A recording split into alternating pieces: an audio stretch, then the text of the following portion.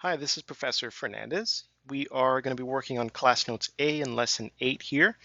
So this example is asking us to consider these two systems of linear equations, and it's going to want us to do a few things, mostly just express them in different forms.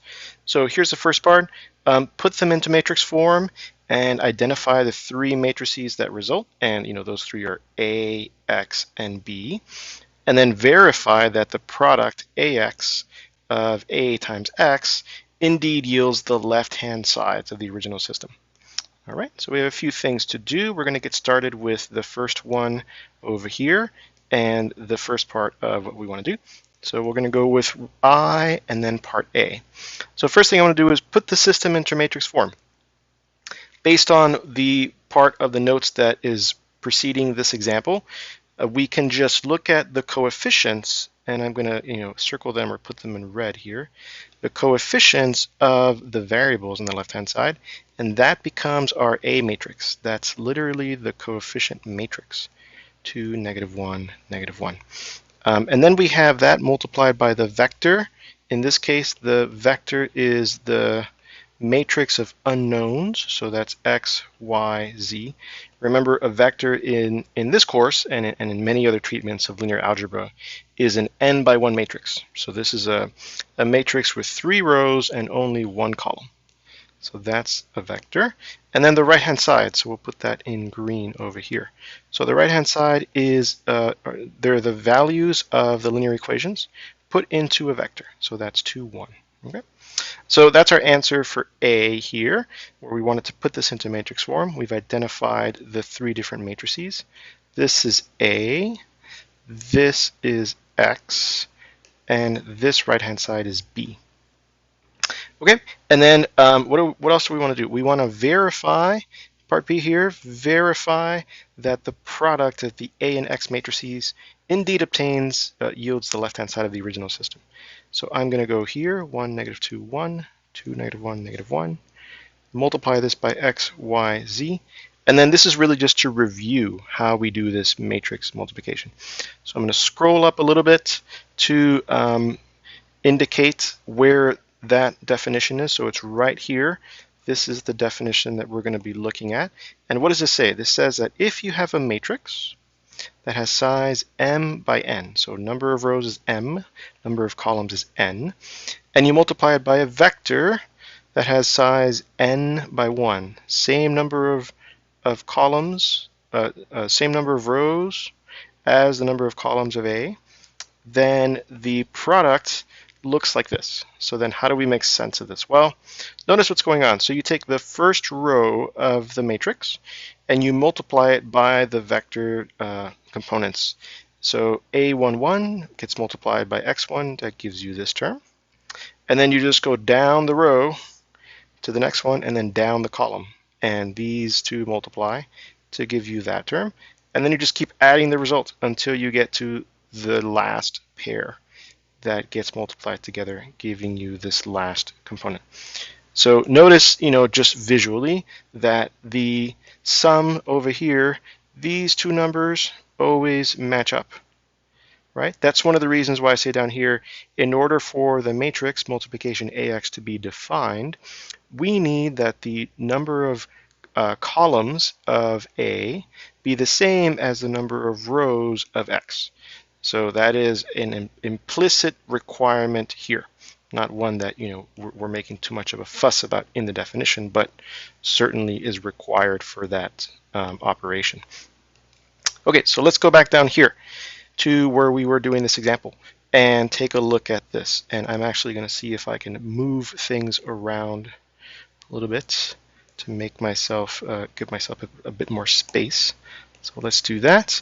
Okay, so then we're just going to do a quick check before we multiply. Make sure all the dimensions match. This matrix has 2 rows, 3 columns. This matrix has 3 rows, 1 column. These two numbers match. Great, so we can multiply the two. All right, and then we're going to multiply them. And like we said above, the matrix that we get is going to have this size. So it's going to have size 2 by 1. So this is going to be a vector, right? Any matrix with 1 column is a vector. Okay, so how are we going to do it? Let me leave myself a little bit more room so we can illustrate this. Great, so we're going to take this element, multiply by this element, that gives x. Then we're going to add this element, multiply by that element, that gives us minus 2y. And then this one, multiply by that one, and that gives us plus z, right? We add the products. Great, and then we go back and do the same thing with the row underneath. So 2 multiplied by x gives us 2x. And then plus negative 1 multiplied by y, so that's minus y. And then plus negative 1 multiplied by z, that's minus z. Okay, so this is the vector that I get. And then what I wanted to do is recognize that if I go back to this system over here on the left, I have now multiplied out a times x. Great. And I've gotten this thing on the right over here. So if I write out what the multiplied out left-hand side is, and I set it equal to the right-hand side that I had identified before over here, the b vector, then I can extract two equations from this by comparing the first row here to the first row here. And notice that that reproduces up here this first equation, right? Indeed, x minus 2y plus z equals 2. Great. And then if I were to look at the second row down here, this, set it equal to this, then that reproduces up here the second equation here, 2x minus y minus z equals 1. So I've actually done a little bit more than what I asked it to be done in this example, but again, just to illustrate how all these things fit together. So now that we've run through it in some detail, let's do the second one a little bit faster. So same idea here. I'm going to go up here to the upper right, and I'm going to look at this left-hand side, and I'm just going to pick out the coefficients and put that into the coefficient matrix. So up here, I'm picking out 1, negative 2, and 3. 1, negative 2, and 3. And then over here, I'm picking out negative 1, 3, and there's no z here, so really it's a plus 0z. So I have negative 1, 3, and 0. And then down here, the last row, 2, minus 5, and 5. 2, minus 5, and 5. So that is my A matrix, the coefficient matrix of the system. I have, excuse me, once again, 3 unknowns, x, y, and z. There we go. And then the right-hand side over here now has 3 elements in it. So 9, negative 4, and 17. All right, so as before, this is my A matrix.